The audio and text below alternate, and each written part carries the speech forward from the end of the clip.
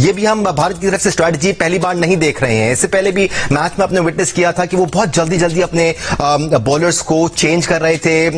ऐसा लगता है कि बैटर्स को ज्यादा सेटल नहीं होने देना चाहते हैं। जैसे आपने बताया अक्षर पटेल अटैक पे आए तो फखर जमान को अटैक कर देना चाहिए। ये राइट टाइम है, लेफ्ट आर्म स्पिनर्स पे, लेफ्ट हैंड बैट्समैन, और यहाँ पे अटैक करना बहुत जरूरी है। ये जो ओवर्स हैं, क्योंकि अच्छा रिकवरी अच्छी हो गई है, 2 आउट 6 रन पे हो गए थे, फिर 42 ओवर पे फिनिश किया हमने, और पिछले ओवर में 2 रन बने कुलदीप यादव।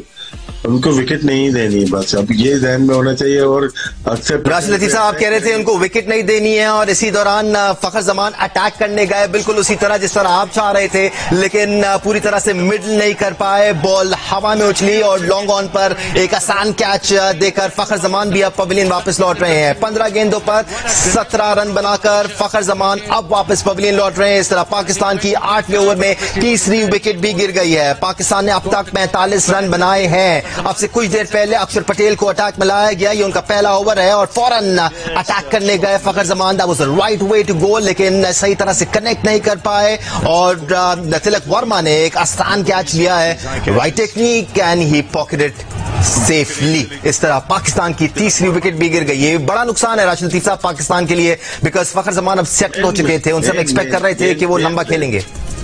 मेन प्लेयर जो है फखर जमान, लेफ्ट आर्म बॉलर और लेफ्ट हैंड बैट्समैन, इतना अच्छा मिला और थोड़ा तेज किया ऑफ के बाहर। देखें वो कनेक्ट नहीं होगी जब आप मिड विकेट पे या लॉन्ग ऑन पे मारने जाएंगे, या मिड ऑफ पे लगती है, लॉन्ग ऑफ पे या एक्स्ट्रा कवर पे।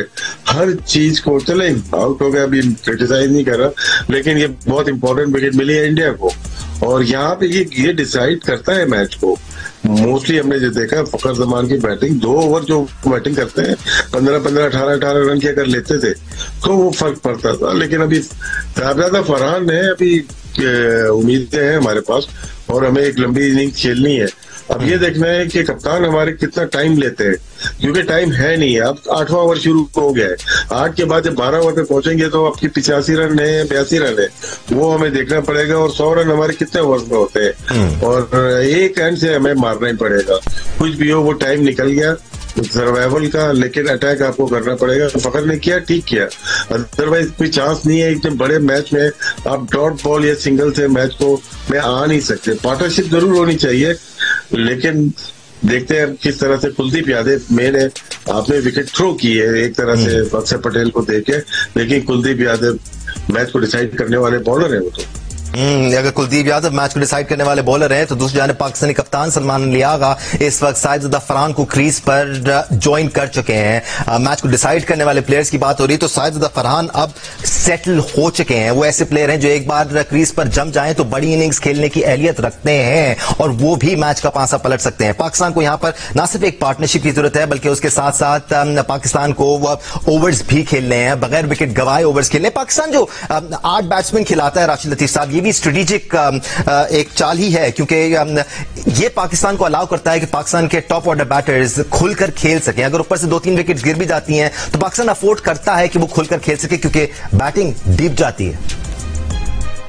खुल के खेलने का मकसद ये थोड़ी है कि आप विकेट गवा दें, आंखें बंद करके मारना शुरू हो जाए। प्रॉपर क्रिकेट होती है, उसके ऊपर आपके कुछ कलेक्टेड स्लॉट होते हैं जहां से आप हिटिंग करते हैं। अगर आप उसको बॉल के ऊपर जाके जबरदस्ती मार रहे हैं, इसका मतलब कि हाफ चांस आप बॉलर को भी दे रहे हैं, और ये गलतियां हमारी लास्ट 2-3 मैच में नजर आई। अच्छे बैट्समैन ने गलत शॉट्स मार के आउट हुए हैं, लेकिन अभी भी चांस है हमारे पास। ये 3 आउट में बहुत टाइम है, अभी 12 ओवर में अच्छे रन बन सकते हैं अगर हम यहाँ पे 100-110 रन बनाते हैं। और विकेट देखें, विकेट बहुत जरूरी होती है। अब सलमान अली आगा कितना टाइम लेते हैं ये हमें देखना है। अगर वो रोटेट करते हैं स्ट्राइक को, और अगर तो फरहान भी ऐसे खेल रहे हैं जिस तरह कैप्टन खेलेगा तो कोई फायदा नहीं है। एक एंड से आपको लाजमी जाना ही जाना है। फरहान के विकेट हमें चाहिए, रखना चाहिए, जरूरी है, लेकिन बाउंड्री रेशियो तेज हो जाना चाहिए। और इस दौरान अंपायर ने सलमान अली आगा को भी एलबीडब्ल्यू आउट दे दिया है। देखना होगा कि सलमान अली आगा रिव्यू करते नहीं करते। रिव्यू ले लिया है सलमान अली आगा ने, it look like it was going down leg, लेकिन यहाँ पर मामला थोड़ा ट्रिकी इसलिए भी हो सकता है क्योंकि अंपायर ने आउट दे दिया है, और अगर बॉल विकेट से टच भी हो रही हुई तो सलमान अली आगा को वापस पवेलियन जाना होगा। ये पाकिस्तान के लिए बहुत बड़ा नुकसान होगा, क्योंकि एक बार फिर टीम मुश्किलात में घिरी हुई थी। 3 विकेट जल्दी गिर चुकी थी, पहले साइम अयूब, फिर मोहम्मद आरिस और फिर फखर जमान।